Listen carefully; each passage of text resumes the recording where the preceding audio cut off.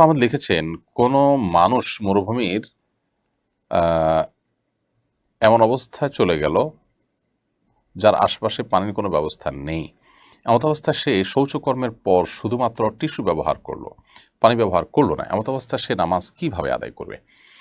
দেখুন, এরকম কোনো জায়গায় যদি চলে যান যে আশপাশে কোথাও কোনো পানি নেই এবং আহ, তাকে শৌচকর্মের পর শুধু টিস্যু বা পাথর ইত্যাদি ব্যবহার করতে হয়, তো এতে তার পবিত্রতা অর্জন হয়ে যাবে। তার নাপাকি দূর করতে পারলেই হবে। তিনি তার নাপাকি দূর করার জন্য টিস্যু হোক, অন্য কিছু হোক দিয়ে যদি পরিপূর্ণভাবে দূর করে ফেলতে পারেন, মুছে ফেলতে পারেন, সেলাই অবস্থায় তিনি নামাজ আদায় করতে পারবেন। অর্থাৎ পানি ব্যবহার যদি নাও করেন, পাথর ইত্যাদি যে পরিচ্ছন্ন হয়ে যেতে পারেন, তাতে ইনশাআল্লাহ তার সালাত আদায় হয়ে যাবে।